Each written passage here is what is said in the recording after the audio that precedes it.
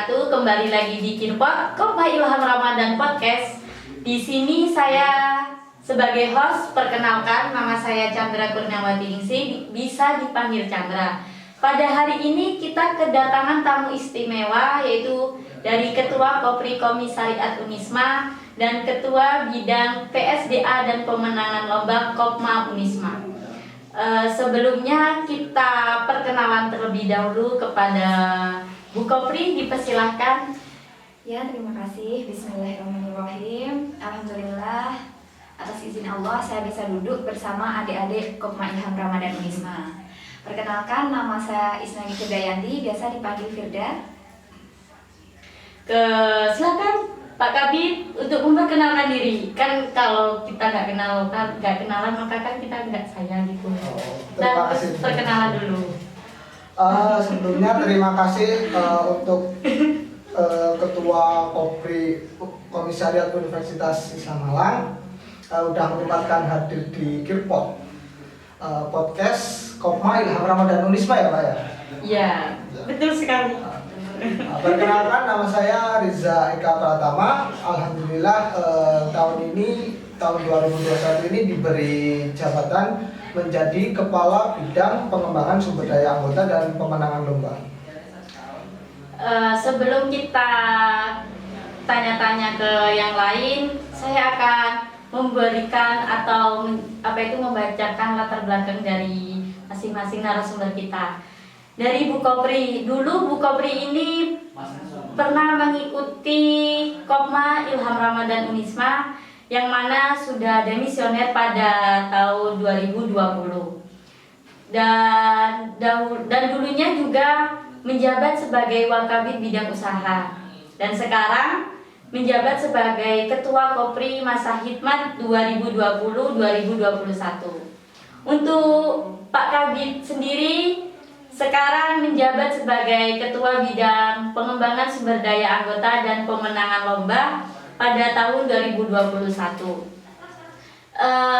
Dari teman-teman pasti ada yang belum tahu nih terkait Kopri maupun Kopma.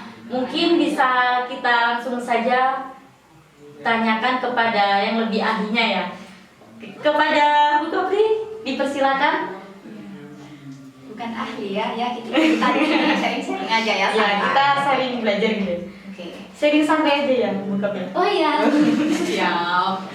Kopri atau Korps PMI Putri yang mana merupakan badan semi otonom yang berada di bawah naungan PMII yang berfungsi untuk menaungi atau mewadahi kader-kader putri yang ada di PMII yang memiliki fungsi untuk mengembangkan minat maupun bakat dan potensi kader-kader putri yang ada di PMII, karena seringkali kader-kader putri ini merasa minder, merasa malu. Jadi Kopri ini khusus untuk menaungi kader-kader putri biar kader Kopri ini juga berani, semangat, tidak merasa minder dengan kader-kader putra lainnya. Berarti terkait Kopri ini bukan lebih cenderung ke kader putrinya saja ya? Iya. Jadi teman-teman yang memiliki bakat maupun potensi nanti bisa ikutan Kopri sama Bu Kopri kita ini. Sekarang ada Pak Kabid kita tanyakan terkait apa sih itu Pak Kopma? Kopma singkatan dari Koperasi Mahasiswa. Kopma hampir sama sih, koperasi sama pada umumnya. Yang membedakan Kopma dengan koperasi yang ada di luar mahasiswa itu hanya anggotanya gitu. Nah di sini Kopma lebih ke menaungi mahasiswa-mahasiswa yang ingin belajar tentang wirausaha gitu.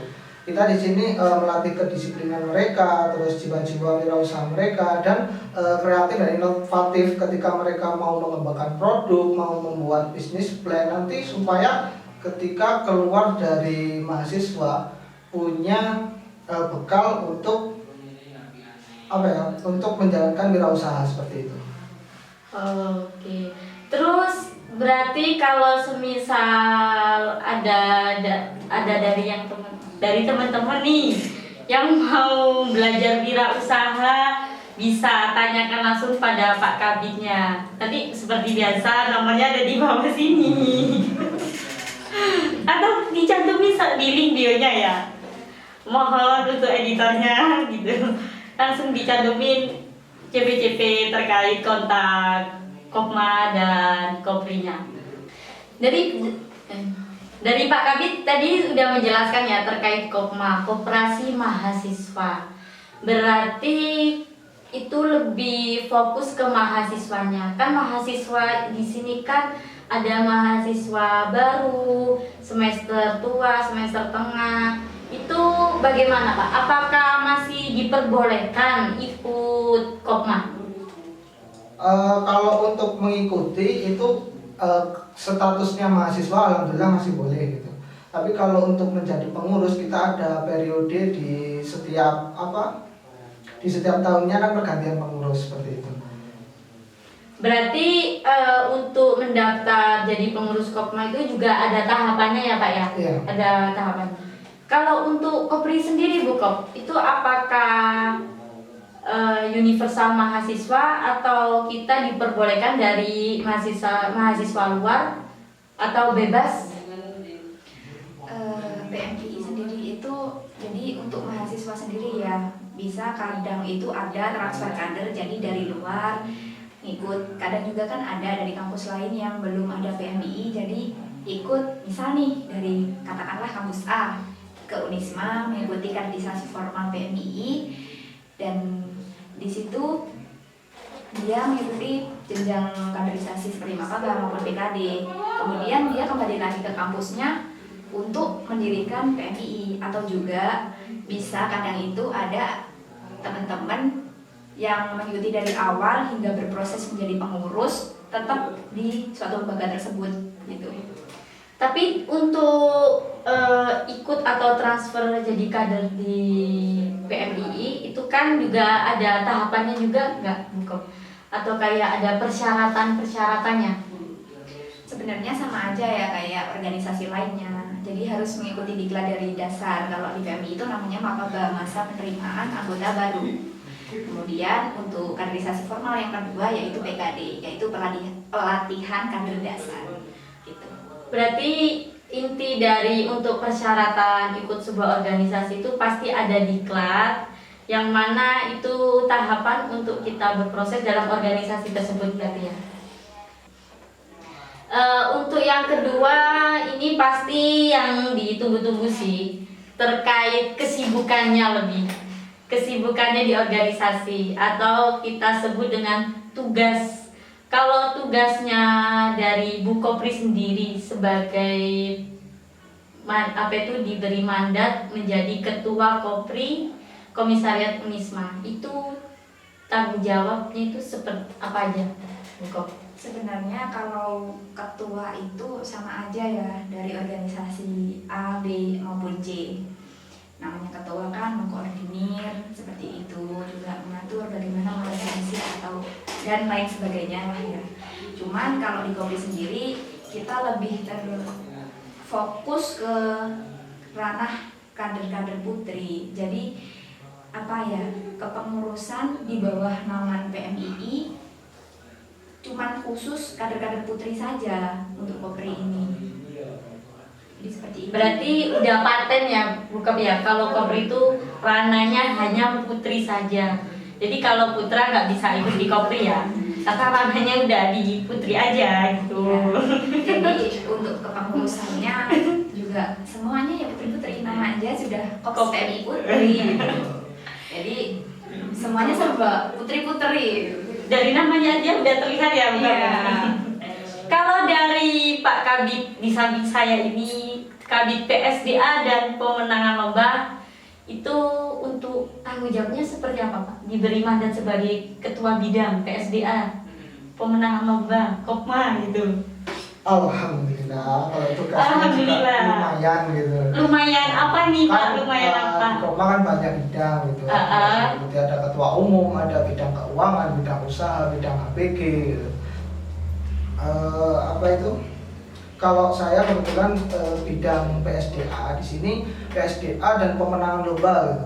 Ya, PSDA ini ya circle-nya ya tentang anggota-anggota gitu. Jadi keluh kesah anggota, terus mulai dari kalau untuk awalnya ya untuk pengkaderan, mencari anggota untuk masuk ke koperasi mahasiswa itu melalui PSDA, terus untuk pendidikan dan pelatihan itu PSDA, terus untuk minat bakat itu juga masuk PSDA. Sama nanti kalau ada lomba-lomba terkait perkoperasian atau tentang kewirausahaan kami coba untuk mengikuti seperti itu. Berarti apa bidang PSDA dan pemenangan lomba ini ranahnya banyak ya Pak ya? Ya lumayan juga. Berarti tugasnya lumayan banyak juga berarti Pak? Alhamdulillah. Makanya kita harus alhamdulillah gitu. Pak Kabit ini ceritanya harus strong. Strongman gitu. Terkait pengkaderan sendiri atau yang tadi dijelaskan Pak Kabit itu ada keluh kesah. Berarti kalau curhat-curhat ke bidang PSDA gitu Pak? Atau ada Bisa, apa ya. ada batasnya curhat terkait organisasinya atau curhat apa gitu diterima sama bidang PSDA biar anggotanya makin banyak atau apa gitu? Kadang kalau soal itu random sih. Gitu. Oh random. Iya. Acak. Kan soalnya ketika kan pertama mungkin kita tanya-tanya apa kendalanya apa, terus masuk ke Kopma ini tujuannya apa seperti itu. Nanti kalau untuk pembahasan lainnya kan menyesuaikan seperti itu. Kita kan mengakrabi anggota, jadi supaya tidak ada rasa canggung antara senior dan junior. Berarti sama seperti kayak tadi kita perkenalan dulu biar kita nggak ada rasa canggung, biar saling kenal, saling akrab. Jadi dalam suatu organisasi yang pertama itu keakraban terlebih dahulu ya. Iya. Bener kan? Kak agak ragu gitu jawabnya, makanya saya tegaskan lagi kan ya. Apakah harus ada keakraban terlebih dahulu? Ternyata iya harus akrab yang penting. Karena dari keakraban kita untuk saling komunikasinya itu biar lebih lancar, rileks, gak ada rasa canggung. Kalau semisal ada rasa canggung, biasanya itu ntar kita gak bisa berproses di organisasi itu karena kita udah males kayak canggung, gak mau udah gak enak mau ke organisasi si A karena gak kenal.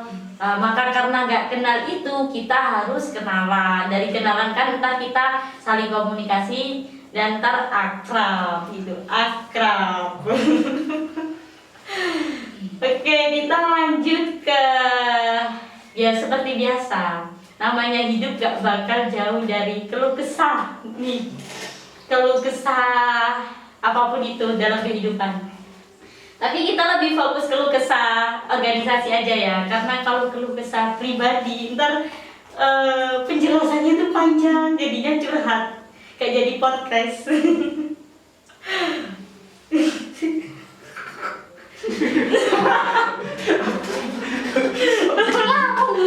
Terus dalam keluh kesah ini dari mana dulu ya, Bu Kopri atau Pak Kabit? Karena Ladies first. Oke, ladies first. Dari Bu Kopri sendiri, keluh kesah dalam organisasi yang mana dimandatkan sebagai ketua Kopri. Bagaimana Bu Kop? Keluh kesah bagaimana ini? Keluh kesah itu mungkin dari beberapa kendala jadi ketua Kopri dalam katanya kan gak beda jauh dari ketua lainnya dalam pengkoordinasian maupun dalam menjalankan tugas dari tugas-tugasnya dari ketua Kopri. Mungkin ada kendala ya. Silakan Bu Kopri. Kalau untuk kendala sendiri ya, karena ini di situasi pandemi, jadi banyak kegiatan-kegiatan yang terkendala. Mungkin paham ya bagaimana ribetnya ketika situasi pandemi seperti ini, apalagi masa-masa PPKM, otomatis kegiatan-kegiatan terkendala. Di sisi lain kan juga karena pandemi, kuliah online, otomatis banyak anggota ataupun sebagian pengurus yang di rumahnya, jadi nggak semuanya itu bisa ikut andil di Malang. Jadi seperti itu. Kalau untuk kegiatan yang seperti itu tadi, karena pandemi jadi terbatas. Berarti kendalanya pandemi. Dengan pandemi ini tuh kegiatannya terbatas karena nggak bisa offline ya Bu Kop ya. Kegiatan offline berarti kan nggak bisa kalau Iya. pandemi, bener kan? Iya. Mungkin bisa offline tapi ya ranahnya Mungkin kita harus tetap bisa menjaga protokol kesehatan. Ada berapa M protokol kesehatan? Ada beberapa M. Itu beberapa M, ya ada beberapa M. Ada 3 M, ya. Udah, kita yang penting kita dalam suatu kegiatan, kalau semisal dalam organisasi mau offline harus tetap protokol kesehatan ya Bu. Iya. Salah satunya pakai masker, cuci tangan. wajib itu ya pakai masker, jangan sampai lupa. Makanya kan kita sekarang lagi LDR nih, lagi berjarak. Kenapa? Ya itu namanya protokol kesehatan. Jadi physical distancing. Benar sekali. Sekarang kita lanjut keluh kesahnya dari Pak Kabid PSDA dan pemenangan lomba. Dari Pak Kabid bagaimana Pak untuk keluh kesahnya menjadi ketua bidang nih PSDA Kopma? Alhamdulillah keluh kesahnya itu tidak terlalu banyak. Banyak senengnya sih gitu.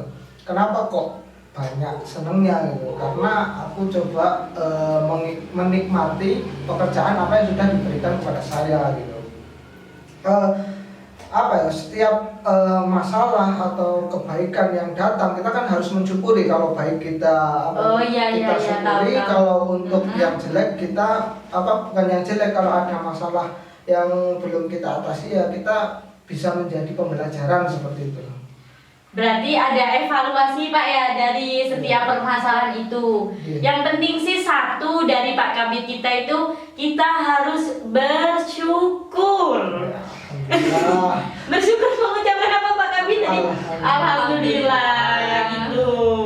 Jadi kita ada masalah apapun kita tetap alhamdulillah. Selain alhamdulillah kan kita juga harus tetap ikhtiar kan Pak? Berusaha untuk mencari solusinya. Dari solusi itu nanti kita bisa evaluasi kembali dari permasalahan untuk kedepannya yang arah lebih baik. Oke bagus. Dan sekarang kita lanjut aja ya. Keluh kesah sudah. Kayaknya ini paling enak kita minum dulu karena kita udah terlalu banyak bicara, canda, semua itu. Jadi kita minum dulu gimana Pak dan Bu Kop? Monggo. Kita bareng-bareng aja ya, cis-cisan gitu. Cis gitu. Kampai. Iya, itu namanya. Udah yuk kita ambil dulu 1, 2. Ya nggak usah 1, 2 ya.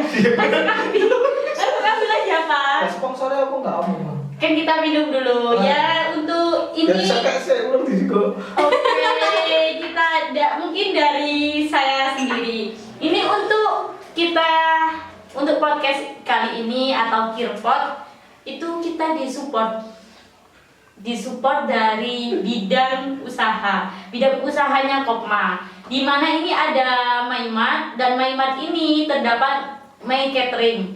Untuk teman-teman yang mau ada acara kondangan, acara hitam, apapun itu yang penting acara, nanti langsung bisa pesan ke catering ke bidangnya usaha atau My Catering atau MyMart sendiri. Nanti terdapat kontaknya di link bio dalam video ini atau enggak biasa di bawah ini. Kelihatan kan? Celing. Gak ada, nanti di link bio, oke? Mungkin kita bisa mencicipi dulu Pak. Dari minumnya mungkin dulu, saya mau minum dulu. Kita minum bareng-bareng aja dulu Pak. Kita kiss. Kiss. Nah gitu. Kenapa kita kiss? Biar saling akrab. Kan kita udah lama gak ketemu gitu. Saya minum dulu ya. Terlalu banyak ngomong haus gitu.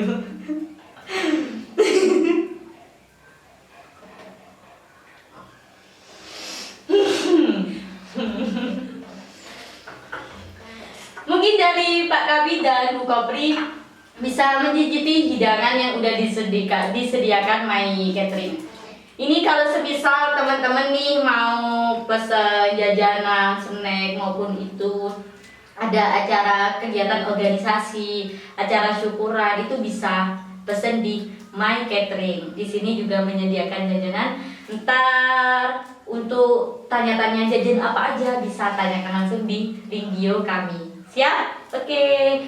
Karena kita udah minum dari MyMart dan My Catering ini, kita lanjut aja ya ke Q&A kita. Untuk pertanyaan ini spesial sih, karena tadi udah ladies first, udah cewek pertama terus. Sekarang kita sekali-kali lah ya cowok. Gimana Pak Kabit, siap ya? Siap. Siap? Siap. Oke, Pak Kabit kita udah siap. Ayo Pak, katanya siap. Apa? Oh ya, lanjut ke pertanyaan ya. Untuk pertanyaan Q&A kedua, kesekian. Dalam kegiatan organisasi ini pasti ada kegiatan nih yang mendekati di bulan ini kan Pak ya? Untuk yang mendekati kegiatan di bulan ini itu apa aja Pak? Dan apakah ada yang udah dipersiapkan atau udah berapa persen, 50%, 30% dari kegiatan tersebut? Kalau untuk kegiatan di bulan-bulan ini ya, alhamdulillah tadi pagi kita selesai di Kemenkop, yaitu persyaratan untuk anggota nanti ketika mau daftar pengurus mereka harus lolos di Dikmenkop, Diklat Menengah Koperasi gitu. Untuk kedepannya lagi akan kita adakan yaitu Dikjodkop, Diklat Lanjutan Koperasi. Terus kita juga masih menjalankan minat bakat. Kemarin di Kopma setelah mencari mencari anggotanya gitu apa? Menyaring berarti Pak ya? Kemarin setelah kami survei di Kopma melalui Google Form, minat bakat ini kami mendapatkan dua terbanyak gitu, yaitu minat bakat business plan dan juga minat bakat public speaking gitu. Kami fokus ke itu di Kemenkop, di Judkop, terus minat bakat sama alhamdulillah di kepengurusan ini di tahun ini juga kita lolos lomba Wiradesa. Oh iya, Wiradesa, selamat ya untuk Kopma Ilham Ramadan yang telah lolos dalam Wiradesanya dan semoga kedepannya diperlancarkan. Amin. Untuk Wiradesa itu membangun atau mengembangkan potensi-potensi di desa seperti itu. Kemarin kita mengajukan di daerah Wringin Anom itu ya, Poncokusumo. Alhamdulillah ketika kita mengajukan di Kemendikbud, di Dikti itu pengumuman lolos dan mewakili satu-satunya mewakili Unisma seperti itu. Subhanallah, selamat. Kabar baik ya untuk Kopma Ilham Ramadan Unisma yang telah lolos. Semoga kedepannya diperlancarkan dan bisa lolos kembali di babak selanjutnya. Bukan babak, di lomba-lomba selanjutnya. Ya kan? Iya itu sampai dilancarkan kayak. Oh iya. Berarti dalam kegiatan yang mendekat ini, dalam kegiatan Kopma di bidang PSDA dan pemenang lomba ini cukup banyak ya Pak ya? Lumayan. Minat bakat, Dikjudkop, dan apa lagi Pak satunya? Alhamdulillah di Kemenkop udah di satu lagi tadi lupa, ada pelatihan umum gitu, meliputi pelatihan keuangan itu dan udah? pelatihan keadministrasian. Udah Pak ya itu? Belum. Oh masih on the way nih. Iya. Dalam kegiatan bulan ini atau masih bulan depannya Pak? Mungkin kita menyesuaikan sama jadwal, beberapa bidang kan ada prokernya tersendiri. Oh iya, benar-benar. Jadi kita mencari titik luangnya di mana, nanti kita rapatkan dan kita laksanakan di situ. Oke, baik-baik. Dari sini kita udah pada tahu ya terkait Kopri itu sendiri bagaimana, Kopma itu sendiri bagaimana. Jadi untuk teman-teman mahasiswa yang mau ikut Kopri maupun ikut Kopma sendiri itu bisa langsung ikut aja organisasi kita, berproses aja di sana. Kalau kita udah yakin, pasti kita akan mendapatkan sesuatu hal yang tidak kita duga. Kalau dari saya sendiri sih, dari pengalaman berorganisasi itu menurut saya penting, karena dari berorganisasi saya mendapatkan perubahan yang lumayan banyak dari situ. Dari speakingnya, dari kegiatan kayak dari kepanitiaan dari situ itu juga bisa. Jadi organisasi itu manfaatnya banyak banget. Jadi kalau nggak ikut eman-eman sih menurut saya. Kalau dari Bu Kopri gimana? Kalau semisal organisasi itu penting nggak, Bu Kopri? Sangat penting, penting banget bagi saya pribadi. Karena dalam organisasi kita itu benar-benar dilatih dalam banyak hal. Bener banget itu, benar. Karena di dalam organisasi itu baik secara pengalaman maupun secara pemikiran, secara tidak langsung dan tanpa kita sadari itu akan berubah secara perlahan. Bahkan ada juga yang bisa berubah sangat pesat gitu. Karena kita di situ belajar banyak hal dan juga kita bertemu dengan banyak teman dengan berbagai karakter yang mana kita itu bisa melihat dan belajar bagaimana untuk menyikapi keadaan orang lain. Itu dari penjelasannya Bu Kopri sendiri kan pasti itu dari yang pernah sudah dialami Bu Kopri sendiri itu kan. Jadi udah terbuktikan, ini udah ada buktinya. Jadi jangan lewatkanlah organisasi. Kalau dari Pak Kabid sendiri kan pasti teman-teman juga pengen tahu nih, apakah organisasi menurut Pak Kabid Kopma ini penting atau enggak sih Pak? Menurut Pak Kabid? Organisasi penting atau enggaknya itu tergantung tujuan orangnya. Tapi kalau menurut saya banyak plusnya seperti itu. Banyak plusnya. Oke, kalau bener banget. kan kita juga lihat dulu tujuan kita ke Malang itu ngapain sih gitu. Kan kuliah gitu. Selain kuliah kita menambah soft skill atau hard skill di mana sih gitu. Kalau kita tujuannya mau kerja mungkin kita nggak masuk organisasi gitu, kita bisa part time seperti itu kan nggak kesibukan. Iya. Kalau nanti kita mau apa itu menambah relasi atau belajar mengatur orang, belajar mengatur waktu, itu bisa ke organisasi. Tapi kerja bisa sih. Mau menambahi ya, kalau untuk dunia kerja sebenarnya organisasi itu juga sangat penting karena Iya, benar dalam banget. organisasi kan kita juga belajar dalam lingkup kecil dulu sebelum ke ranah pekerjaan.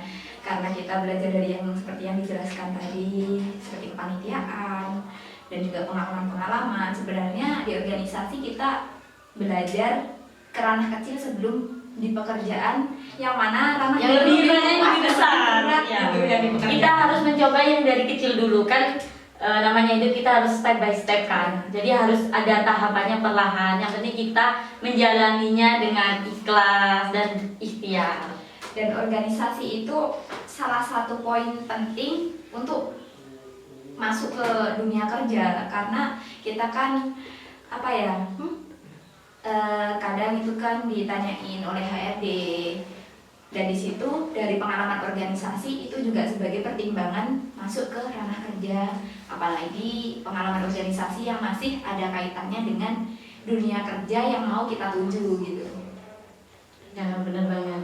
Dari Pak Kabid mau menambahkan lagi atau cukup Pak? Sudah dijelaskan oleh Udah diwakilkan sama Bu Koprinya. Oke, dari teman-teman pasti di sini udah banyak lah yang didapat dari podcast ini kan. Saya yakin dari teman-teman banyak yang ingin berproses sih. Jadi lebih sarannya terkait yang tadi organisasi itu emang penting ya. Penting, itu perlu dicatat. Baik, karena waktunya sudah mepet nih ya, kita terbatas oleh waktu. Jadi kita nanti bisa sharing-sharing lagi di kemudian hari pastinya lah. Yang penting kita harus tetap jaga kesehatan, jaga semangat kita. Dan untuk teman-teman yang mau berorganisasi, menurut saya disarankan banget sih harus ikut. Eman-eman sih. Mungkin ada tambahan dari Bu Kopri, dipersilakan. Ya, terima kasih. Mungkin untuk teman-teman ikut organisasi atau tidak itu pilihan ya. Cuman karena kalau bagi saya pribadi sangat menyarankan untuk ikut organisasi karena dalam berorganisasi itu kita berlatih banyak hal. Tetapi perlu diingat dalam mengikuti organisasi itu kita tidak boleh melupakan tujuan utama kita yaitu kuliah karena seringkali mahasiswa itu melupakan tujuan utama kita karena saking enaknya di organisasi kita terlalu menikmati di dunia organisasi sampai kita itu melupakan tujuan utama kita di dunia perkuliahan. Jadi untuk teman-teman Bagi yang ikut organisasi, imbangilah antara organisasi dengan perkuliahan. Jangan sampai ini tuh berat sebelah. Jadi kalau bisa Imbang, gitu. kita imbang. Kalau dari Pak Kabit sendiri ada tambahan, dipersilahkan Oke. Pak. Pesannya dari saya ya tentukan pilihan teman-teman, entah itu mau organisasi saja, maksudnya ingin kuliah saja atau kuliah sambil organisasi. Karena semua itu ada plus minusnya sendiri-sendiri. Asik. Kalau saya menyarankan tetap mengikuti organisasi, karena ibarat saya di perkuliahan itu teori dan organisasi adalah prakteknya seperti itu.